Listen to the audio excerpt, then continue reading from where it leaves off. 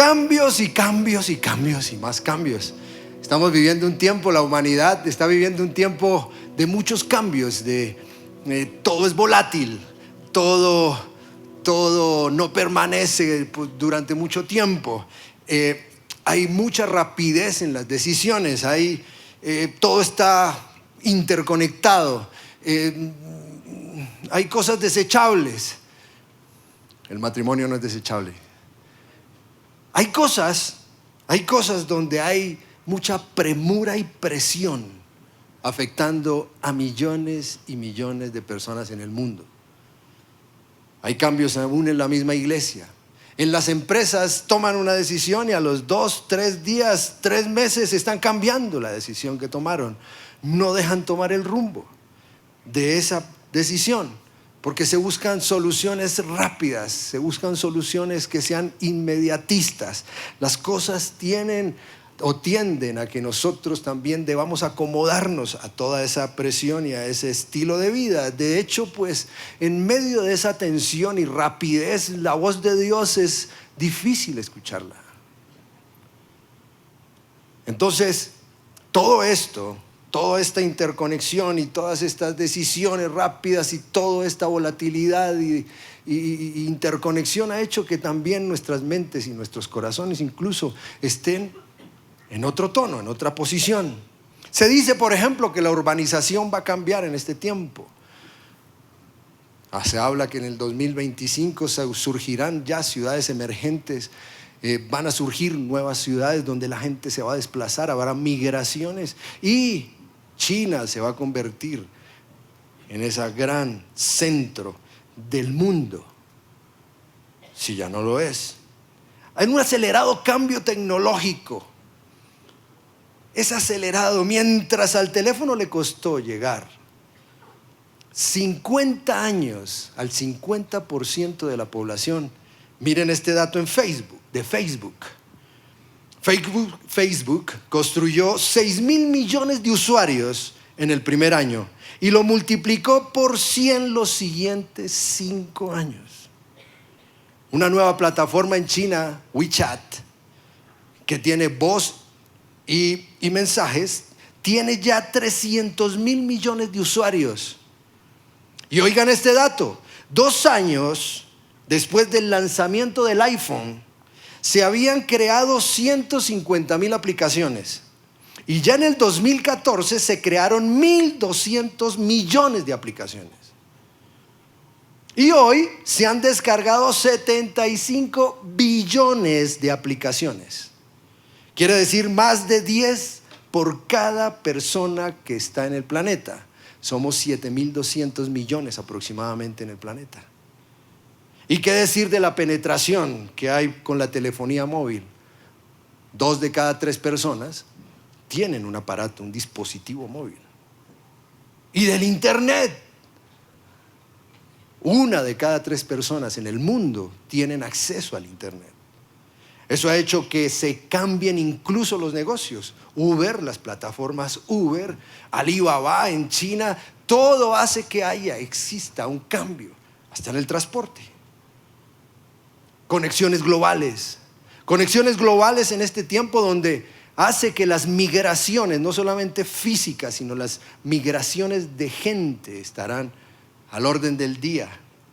Se cruzarán las fronteras muy fácilmente, dado que usted con un clic está en otro continente. De hecho, hoy estamos seguramente viendo que nos están mirando en otro continente, con un clic.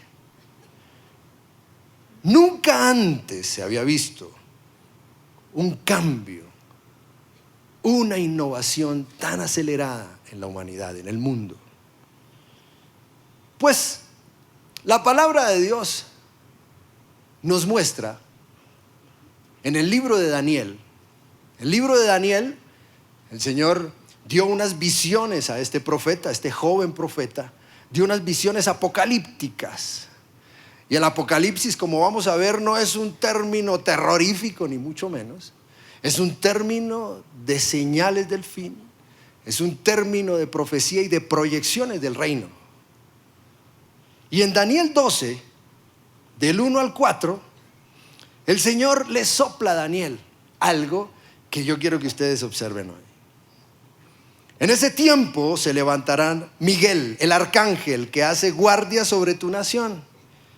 Entonces habrá un tiempo de angustia como no lo hubo desde que existen las naciones. Tiempos de angustia, de presión, de volatilidad, de mucha premura. Sin embargo, en este momento, cada uno de tu pueblo que tiene el nombre escrito en el libro será rescatado. Se levantarán muchos de los que están muertos y enterrados, algunos para vida eterna y otros para vergüenza y deshonra eterna. Los sabios resplandecerán tan brillantes como el cielo. ¿Quiénes serán los sabios en este tiempo? Realmente los sabios creeríamos que están en la iglesia, porque saben vivir sabiamente en épocas tan convulsionadas. No porque la tecnología sea mala, no, porque la ciencia viene de Dios, sino porque todos estos avances están haciendo que nosotros debamos vivir de una manera sabia.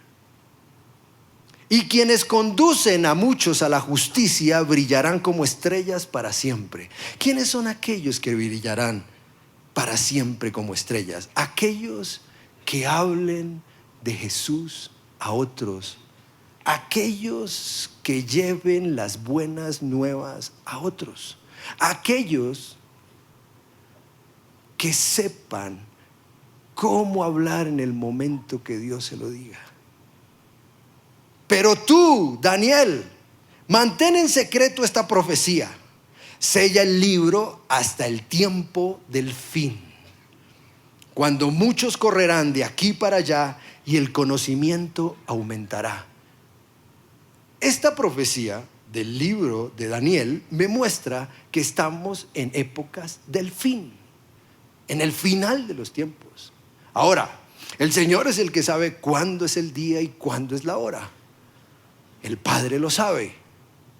Pero estamos viviendo en épocas que se reflejan como de últimos tiempos. La gente correrá de aquí para allá en un avión. Usted está en 16 horas en el continente más lejano de este planeta. En 2 horas está en otro continente. En media hora está en otro municipio o ciudad. Usted en un clic está en otra nación o en otro continente. Y el conocimiento desbordado.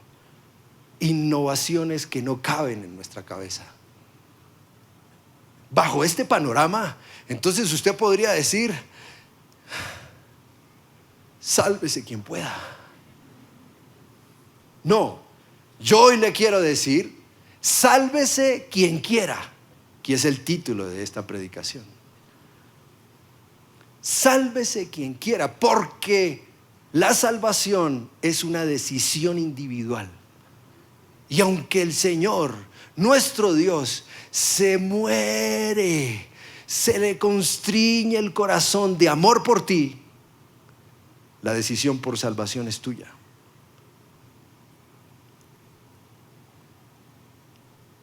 En épocas de cambios del pueblo de Israel, hubo una situación muy, muy compleja. ¿Por qué? Porque ellos estaban saliendo de Egipto, 400 años en cautividad, y salen a la tierra prometida. Moisés es levantado como un líder para sacar esta nación. Muchos empiezan a afectarse por estos cambios, y fuera de eso, Moisés es llamado al monte de parte de Dios para recibir instrucciones. Ese es el momento en Éxodo 32 donde el Señor hace subir a Moisés al monte para entregarle las tablas de la ley. Y dice que fueron escritas con su dedo los mandamientos, que entre otras cosas están todavía existen los mandamientos. Y entonces el pueblo empieza a desesperarse. El pueblo empieza a decir: ¿y qué pasa con nosotros? ¿Quién nos guiará? Y cuando los israelitas, dice el versículo 1, vieron que Moisés tardaba tanto en bajar del monte, se juntaron alrededor de Aarón y le dijeron: vamos, hombre, haznos dioses que puedan guiarnos. No sabemos qué le sucedió a este tipo, Moisés, el que nos trajo aquí, hasta tierra de aquí, desde la tierra de Egipto. Generalmente no sé por qué nosotros los seres humanos, cuando no vienen las respuestas, tendemos a darle la espalda a Dios. Tendemos a hacer cosas contrarias. No sabemos esperar. Y el pueblo de Israel fue este ejemplo. No esperó. Estaba esperando un ídolo. Y uno de los líderes accedió a que mediante los zarcillos y todos los aretes y todas las joyas de las mujeres, le quitó a las mujeres todo, las joyas de oro, las recopiló, las recolectó e hicieron, después de una fundición, un objeto que dicen salió un becerro. Y la gente dijo, este es el ídolo que necesitábamos. Y en estos tiempos hay mucho para dónde coger. Y entonces este líder, y aquí le hablo a los líderes porque hay líderes que no pueden acceder a la presión de la gente y cambiar las instrucciones del Señor o de la iglesia. Tenían ellos que estar esperando las instrucciones que venían de parte de Dios a través de Moisés. El Señor se dio cuenta de la fiesta que estaban armando allá, pagana, delante de un ídolo, y le dijo a Moisés en el versículo 7: baja ya de la montaña, tu pueblo al que sacaste de la tierra de Egipto se ha corrompido, que pronto se apartaron de la forma en que les ordené que vivieran. Qué rápido a veces nos apartamos de las formas que Dios quiere que vivamos. Pero además se vio en el versículo 9 que este pueblo que no sabe esperar, este pueblo tenía, como dice el Señor, un corazón terco y rebelde. Un corazón que definitivamente estaba desviándose hacia cosas que desagradaban a Dios. Pero al final, en el versículo 31 de ese mismo capítulo 32, me llama mucho la atención lo que pasa. Moisés intercede por el pueblo, le dice: por favor, Dios, no los acabes. Señor, no los mates, no los destruyas, por favor. Pero si no los perdonaras, Él negocia su salvación. Dice: si tú no los perdonas, borra mi nombre del registro que has escrito. Lo que me hace ver que Moisés, en la relación que tenía con Dios cara a cara, sabía de la importancia de estar registrado en el libro. Pero el Señor respondió a Moisés: no, yo borraré el nombre de todo aquel que haya pecado contra mí. Lo que me muestra, y reiteramos, que la salvación es un acto individual. Es un acto donde tú respondes por tu salvación. Respondes por tus registros en el libro. ¿Pero qué es eso entonces de los registros en el libro de la vida? ¿Qué es eso? ¿Qué es, dónde, cómo se hacen esos registros? ¿Qué debo hacer? Pues yo me he imaginado cómo es la central de operaciones del cielo. Imagínesela usted. Imagínese la tecnología que habrá. Imagínese cómo serán todos los equipos que hay en el cielo para registrar 7.200 millones de personas que existen en este tiempo y los que nos han antecedido. Y de todos hay un registro. De todos nosotros hay un registro. Hace poco tuve que pedir un registro civil de nacimiento en mi bella población de Tocaima. Usted, me imagino que está registrado civilmente, ¿cierto? Me mandaron un registro donde dice en máquina de escribir, no porque pase nada, casi todo borroneado, donde dice que el señor tal nació en el municipio de Tocaima en agosto de 1900.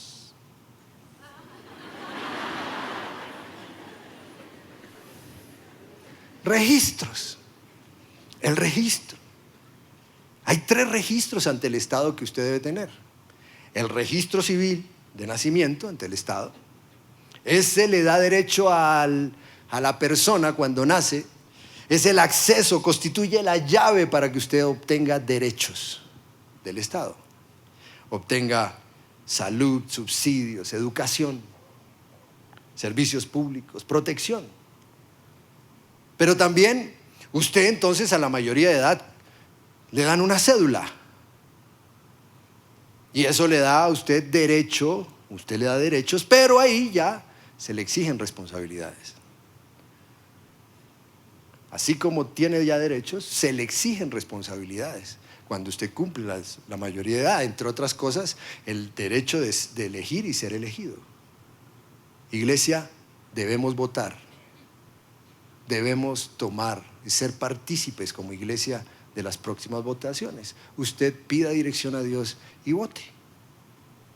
Pero también hay un tercer papel, tercer documento, el pasado judicial. Pero si usted trabaja en el Estado, usted tiene unos antecedentes disciplinarios que expediría la Procuraduría de la Nación, donde ahí se le consignan las deudas de tipo jurídico, civil, penal, donde usted haya faltado. 3 papeles ante el Estado. Pero entonces le voy a nombrar los 3 papeles que usted necesita para tener derecho o derechos en la vida eterna. Yo los anotaría. Lo primero es que yo atiendo el Evangelio cuando voy a adquirir esos papeles. El Evangelio, que para mí es un libro de amor de parte de Dios y de pasión. Es un libro donde Él consigna cómo quiere Él vivir eternamente con usted. Es un libro donde yo lo atiendo y se empieza a abrir la expectativa por tener esos documentos. La cruz y la resurrección son el centro de este libro, de este evangelio, de los evangelios, estoy hablando hoy. Y eso me hace tener buenas noticias, esperanza. Entonces ahí yo tengo que sacar el registro de nacimiento para la vida eterna. Y eso está, entre otros versículos, en Juan 1:12. Yo escogí ese. Y dice, ¿cómo obtener ese documento? Pero a todos los que creyeron en Él y lo recibieron, les dio el derecho de llegar a ser hijos de Dios. Ellos nacen de nuevo, no mediante un nacimiento físico como resultado de la pasión o de la iniciativa humana, sino por medio de un nacimiento que proviene de Dios. Entonces el Señor me dice, usted tiene registro de nacimiento recibiéndome y creyendo en el Señor Jesús. Eso me abre una llave, un acceso a también unos derechos, a una bendición. Me abre la llave a promesas, me abre la llave a señales, me abre la llave a la salvación. Cuando yo atiendo y creo en el Señor Jesucristo. Y hay otro segundo documento, cuando ya me formo, ya soy mayor de edad, entonces hagamos esa comparación. ¿Cómo me convierto en ciudadano del cielo? ¿Cómo saco la cédula del cielo? ¿Cómo obtengo ese registro? El Señor Jesús había ascendido. Los discípulos habían sido ya bautizados por el Espíritu Santo. El inicio en la iglesia de los Hechos. Y Pedro se está fajando una prédica impresionante. Se dice que 3,000 se convirtieron ese día. Y ahí, al final, la gente le dice, ¿cómo hacemos? Y dice la palabra en Hechos 2:37 y hasta el 40. Las palabras de Pedro traspasaron el corazón de ellos, quienes le dijeron a él y a los demás apóstoles, hermanos, ¿qué debemos hacer? Pedro contestó: cada uno de ustedes debe arrepentirse de sus pecados y volver a Dios y ser bautizado en el nombre de Jesucristo para el perdón de sus pecados. Entonces recibirán el regalo del Espíritu Santo. Mi cédula, permítame, muy entre comillas, porque el Espíritu Santo me convierte en ciudadano del cielo, sea que yo esté en Tocaima, o en el Japón, o en China, o en Cali, o en Barranquilla. Yo soy un ciudadano del cielo, por medio del Espíritu Santo, quien me alerta, quien me direcciona, quien me consuela, porque fue la promesa que Jesús nos dejó. Entonces ya tengo papeles. Creo, recibo, me arrepiento de mis pecados, porque puede haber gente aquí que ha matado, que ha robado, que es adúltera. Pero el arrepentimiento de sus pecados hace que usted tenga perdón de pecados. No un arrepentimiento que sea remordimiento, porque el remordimiento no genera cambios en nuestra vida. El arrepentimiento genera cambios. Cuando hay arrepentimientos genuinos, yo genero cambios inmediatamente en mi vida.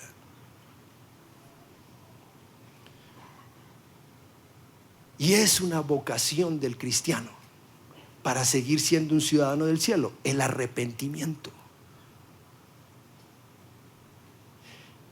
Sigue el versículo 39 diciendo: esta promesa es para ustedes, para sus hijos y para los que están lejos, es decir, para todos los que han sido llamados por el Señor nuestro Dios. Entonces Pedro siguió predicando por largo rato y le rogaba con insistencia a todos sus oyentes, y yo quiero también hoy reiterarlo: sálvense de esta generación perversa. Estamos viviendo en una generación que, como mencionamos, no porque la tecnología sea mala, la tecnología no es mala, hay generación, hay mucha presión, mucho desentendimiento de las cosas de Dios, mucha dispersión. Y me falta un papel del cielo: el registro en el libro de pecados. El registro en el libro de pecados es como el pasado judicial. Pero a diferencia del anterior, del Estado, donde no se borran, aquí mediante el arrepentimiento y por el amor de Dios en Cristo Jesús, sus pecados son borrados. Hechos 3:19 nos dice: ahora pues, arrepiéntanse de sus pecados y vuélvanse a Dios para que sus pecados sean borrados. Quiere decir que ese pasado judicial celestial es borrado. No lo que nos pasa con el DAS, en este caso en nuestra nación.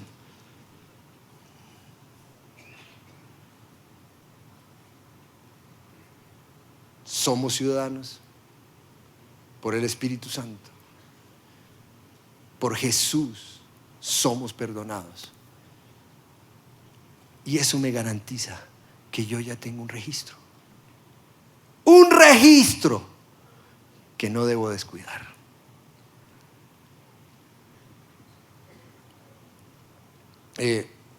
¿Quién ha sido destituido de algún lugar, de algún sitio?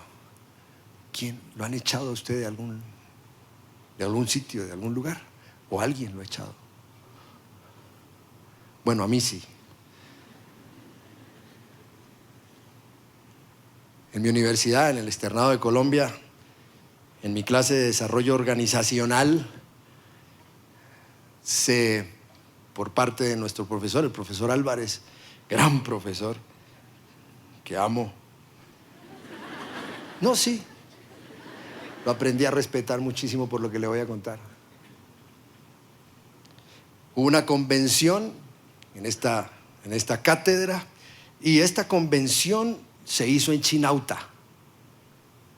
200 estudiantes de la cátedra, nos desplazamos. Al principio habían unos registros, tuvimos que registrarnos, nos dieron nuestra escarapela y nos dieron unos parámetros, unas leyes, cómo debíamos comportarnos en esa convención. Una de las reglas clarísimas era no salir del sitio de la convención.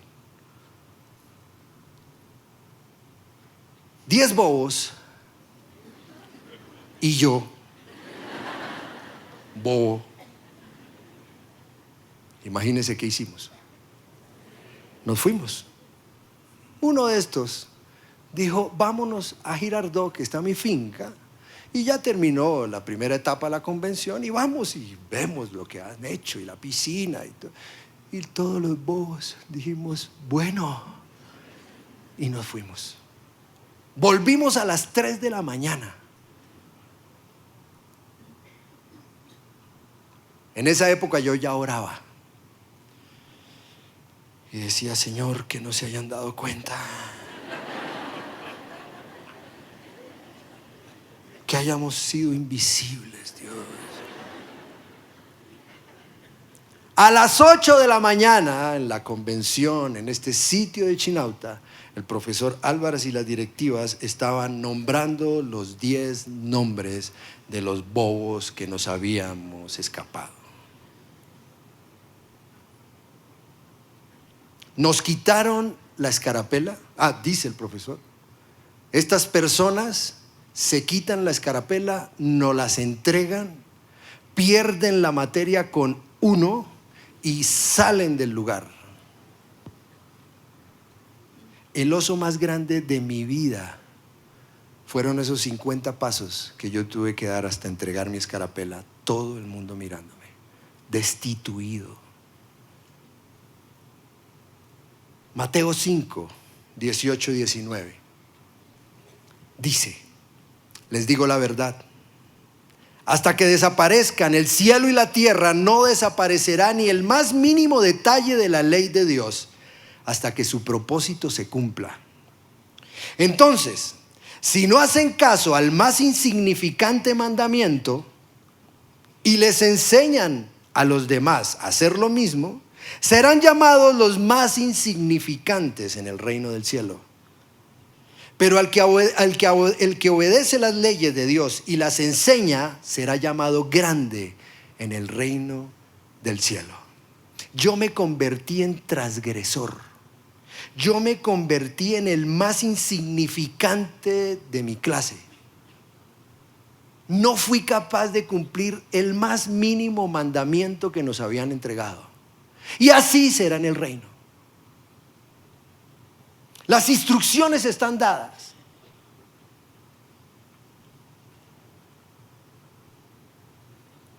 Y esa palabra no pasará. Cielo y la tierra pasarán, mas su palabra no pasará. Pero entonces, ¿cómo vivo en este tiempo? Un mundo que me está ofreciendo demasiadas facilidades, demasiada volatilidad, demasiada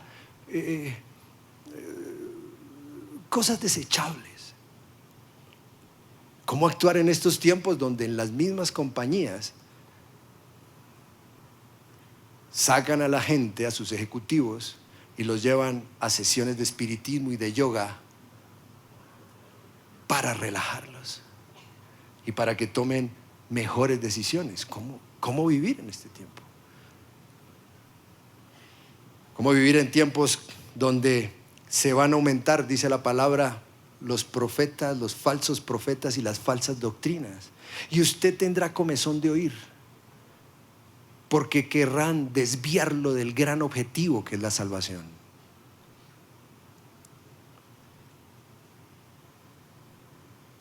¿Cómo vivir en tiempos donde dicen que no es necesario congregarse para darle facilidad a usted? Transgrediendo el más mínimo mandamiento. ¿Cómo proceder en tiempos donde la misma concepción de la vida está proponiendo alquiler de vientres, mercado de embriones, clonaciones. ¿Cómo vivir en este tiempo? ¿Cómo vive la iglesia? Pues el Señor dice, mire, yo no quiero seguidores, yo no quiero hinchas, yo no quiero fans, yo quiero seguidores. Y yo tengo que saber qué es ser un seguidor. En Marcos 8, el Señor le dice a la multitud que quería que se uniera, que quería de pronto volverse a sus discípulos, le dijo, si alguno de ustedes quiere ser mi seguidor, tiene que abandonar su manera egoísta de vivir, tomar su cruz y seguirme. Porque es que ser cristiano, seguir a Cristo no es fácil. Es el camino angosto. Es donde hay que tomar decisiones radicales. Es donde toca decir y sacrificar muchas situaciones. Seguir la cruz y seguirlo. Porque uno de los beneficios que nos da la salvación es también sufrir sus padecimientos.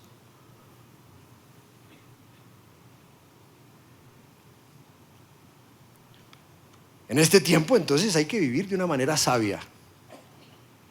En una de las cartas de Pablo a Tito, nos dicen cómo vivir en un tiempo tan convulsionado, en un tiempo tan difícil, en una generación perversa, aún para la iglesia. Y dice en Tito 2, del 12 al 14, y se nos instruye a que nos apartemos de la vida mundana y de los placeres pecaminosos. En este mundo maligno debemos vivir con sabiduría, justicia y devoción a Dios. Yo en este mundo debo vivir con sabiduría, justicia y devoción a Dios. Mientras anhelamos con esperanza ese día maravilloso en el que se revele la gloria de nuestro gran Dios y Salvador Jesucristo. Él dio su vida para liberarnos de toda clase de pecado, para limpiarnos y para hacernos su pueblo totalmente comprometido a hacer buenas acciones. Entonces, sabiamente, porque yo tengo que actuar sabiamente en este tiempo, en medio de una generación que me quiere meter en otras cosas, pero yo no tengo que actuar de una manera mojigata. Cuando me dan una orden que yo sé que no va a ser posible cumplir, yo no puedo decir, te ato, te reprendo, te encadeno, fuera de aquí, Satanás. Sino sabiamente yo actúo como un hombre, como una mujer de Dios. Yo negocio las órdenes, como lo hizo Daniel. También con devoción a Dios. O sea, devoción a Dios es que se me note. Y cuando yo actúo con devoción a Dios, hay tres cosas que pasan, que yo puedo decir por experiencia.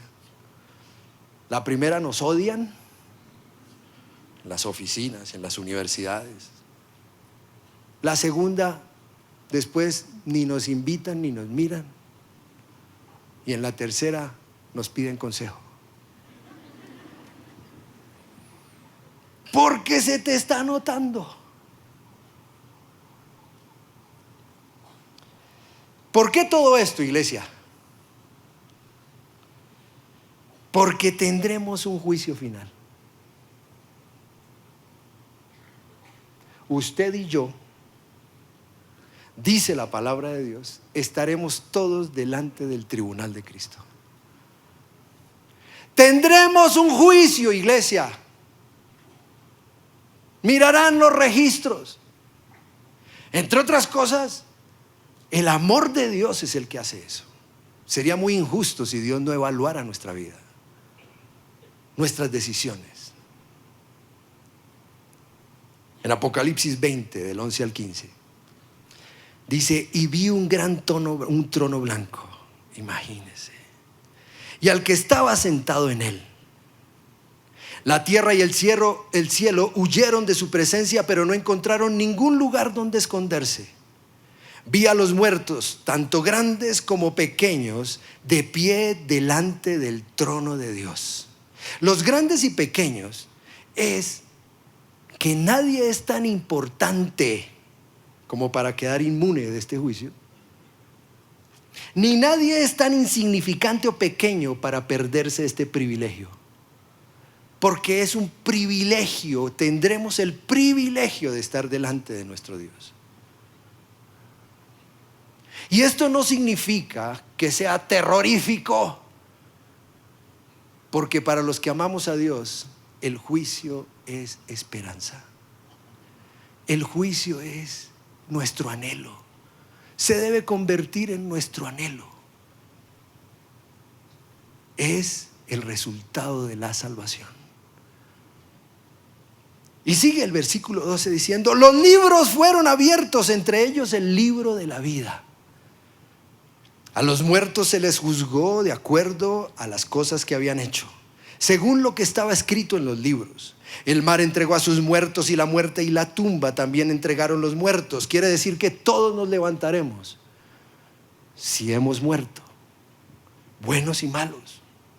Entonces la muerte y la tumba fueron lanzados al lago de fuego. Este lago de fuego es la segunda muerte, y la segunda muerte no es la primera muerte, que es la física, sino la separación eterna de nuestro Dios.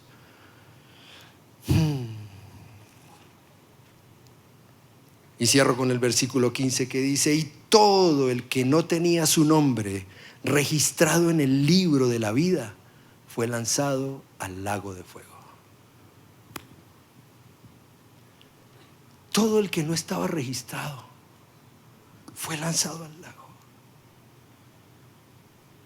Los que amamos a Dios y hemos decidido por Cristo, estaremos al frente también siendo evaluados.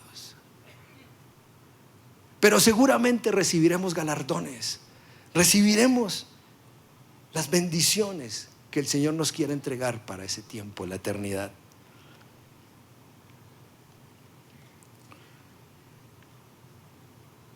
Apocalipsis 21 entonces nos dice: ¿quiénes serán los que heredarán la salvación? ¿Quiénes serán los que estarán registrados en el libro de la vida? Los que salgan vencedores. Los vencedores, los que hayan actuado sabiamente, heredarán todas estas bendiciones, y yo seré su Dios y ellos serán mis hijos.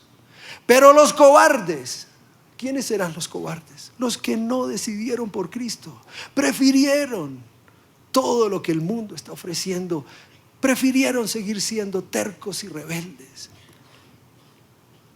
Los incrédulos, los corruptos, los asesinos, los que cometen inmoralidades sexuales, los que practican la brujería, los que rinden culto a ídolos, y todos los mentirosos tendrán su destino en el lago de fuego que arde con azufre. Y esta es la segunda muerte, dice la palabra. ¿Quiénes son los vencedores? Los que no se dejan perder el objetivo de la salvación. Los que tal vez cometen errores.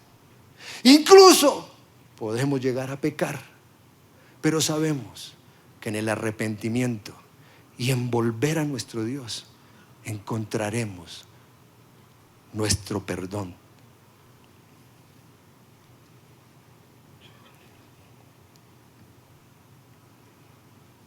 Hay una tinta muy especial con el cual el Señor escribe tus nombres en el libro de la vida, y es su sangre. La sangre de Jesús es indeleble, no se borra. La sangre de Jesús, como nos lo dice Romanos 3, del 23 al 26. Pues Dios ofreció a Jesús como el sacrificio por el pecado. Las personas son declaradas justas a los ojos de Dios cuando creen que Jesús sacrificó su vida por derramar su sangre. Y esa sangre es esa tinta con la cual se escribe tu nombre, porque tú quieres decidir. No eres cobarde por Jesús. En esta tarde yo quiero lanzar un desafío, así como complejo. Los que tengan duda hoy de que sus nombres no están registrados en el libro de la vida, pónganse en pie.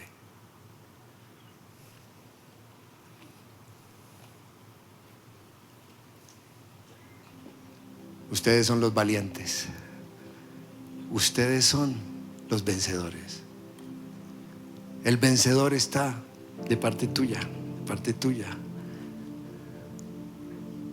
No saben la alegría que hay en los cielos cuando hay gente que decide decir: Señor, realmente no lo sé.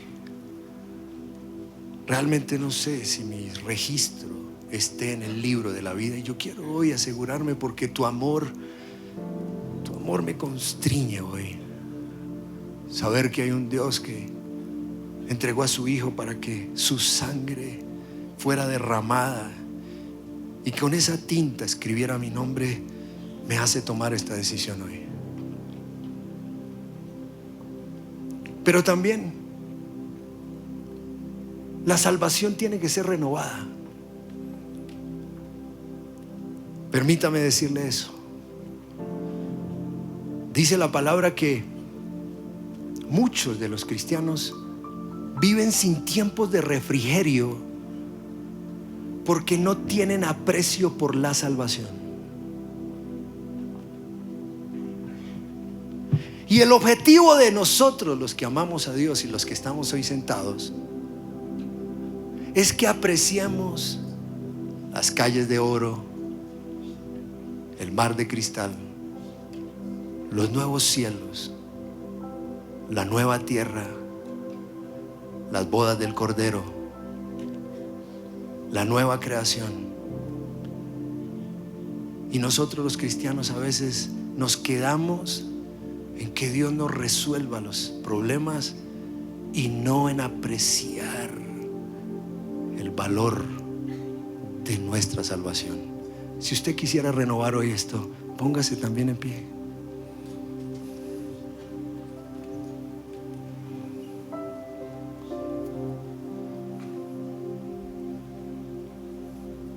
Y es que debemos cuidar nuestra salvación con temor y temblor, dice la palabra.